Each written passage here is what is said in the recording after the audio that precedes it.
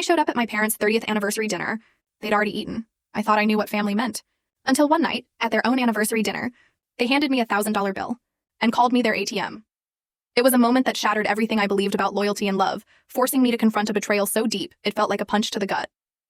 My name is Cassandra, I'm 34, and as a freelance graphic designer in Seattle, I've always prided myself on being on time.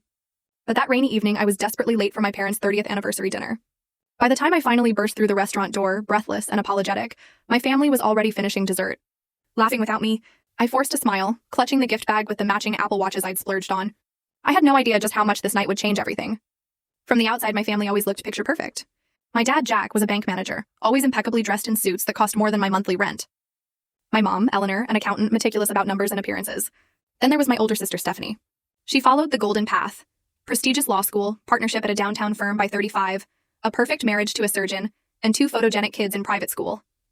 And then there was me, Cassandra, the family wildcard. I chose art school, not business or law. Became a freelance graphic designer instead of climbing a corporate ladder. My income fluctuated, sometimes feast, sometimes famine, but I was building a reputation and supporting myself comfortably in my charming Capitol Hill apartment.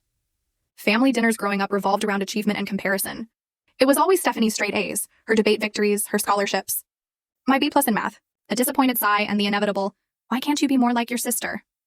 My creative achievements, like winning art competitions or getting designs featured, were treated as cute hobbies. Art is wonderful. Darling, my mom would say, patting my hand, but you need something stable to fall back on. Everything changed 3 years ago when I hit an unexpected stroke of luck. I'd bought a lottery ticket on a whim, something I rarely did. To my absolute shock, I won $200,000. Not enough to retire, but enough to clear my student loans, build a solid emergency fund, and invest in better equipment for my business. I'd planned to keep it private, but during a family dinner, shortly after collecting my winnings, I made the mistake of mentioning it when my parents asked why I seemed less stressed. The dynamic shifted instantly. Suddenly, I wasn't the family disappointment. I was a potential resource. It started small. My dad needed a new car. Just a small loan, he said. I'll pay you back when my year-end bonus comes. $7,000 later, the bonus came and went. No mention of repayment. When I gently brought it up, he looked wounded. We paid for, full story video added in below,